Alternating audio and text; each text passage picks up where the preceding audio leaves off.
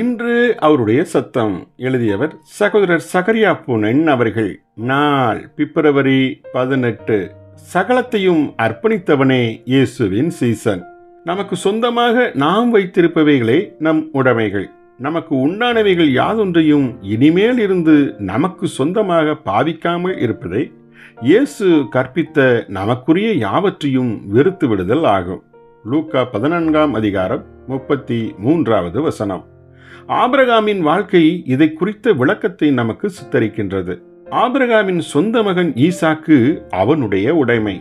ஒரு நாள் அவனுடைய உடைமை ஈசாக்கை பலியாக படைக்கும்படி ஆபிரகாமிடம் தேவன் கூறினார். அதன்படி ஆபிரகாம் ஈசாக்கை பலியிடத்தில் கிடத்தி அவனை வெட்டுவதற்கும் ஆயத்தமாகி விட்டான். இத்தருணத்தில் தேவன் துரிதமாய் இடைப்பட்டு, பிள்ளையாண்டான் மேல் உன் கையை போடாதே என தடுத்து விட்டார். ஆபிரகாம் தேவனுக்கு கீழ்ப்படிய ஆயத்தமாயிருந்தான் என்பதை தேவன் கண்டபடியால் அவ்விதம் இடைப்பட்டு தடுத்தார். ஆதியாகமம் 22. அதன் பின்பு ஆபிரகாம் ஈசாக்கை தன் வீட்டில் தன்னோடு வைத்து கொண்டாலும் அவனை தனக்கு சொந்தமாக வைத்திருக்கவில்லை என்பதை ஆபிரகாம் ஆழமாய் உணர்ந்திருந்தார். ஆம், இந்த ஈசாக்கு இப்போது தேவனுக்கே சொந்தம். நமக்குரிய எல்லா உடைமைகளையும் வெறுத்துவிட வேண்டும் என்பதற்கு இதுவே பொருளாகும்.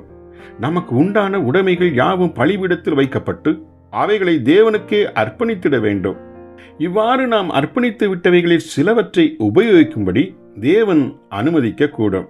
ஆனால் அவ்விதமான பொருட்களை நாம் இனியும் நமக்கு சொந்தமானது என எண்ணிட முடியாதே. நம்முடைய சொந்த வீட்டில் நாம் வசித்தால் கூட அந்த வீடு தேவனுக்கே சொந்தம் என்று மனதார நினைத்திட வேண்டும். இந்த நல்ல தேவன் அவ்வீட்டில் நாம் வாடகையில்லாமல் இருக்க செய்திருக்கிறார் என்ற நன்றியோடு நினைவு கூற வேண்டும். இதுவே உண்மையான சீசுத்துவம் ஆகும். ஜெபிப்போமா. பரமபிதாவே, எனக்குரியது என பற்றி வாழும் வாழ்க்கையின் அடிமைத்தனத்திலிருந்து விடுதலையாகி எங்கள் முழுமையையும் உமக்கே அர்ப்பணிக்கிறோம். எங்களையும் இயேசுவின் சீசனாய் ஏற்றுக்கொள்ளும். ஆமேன்.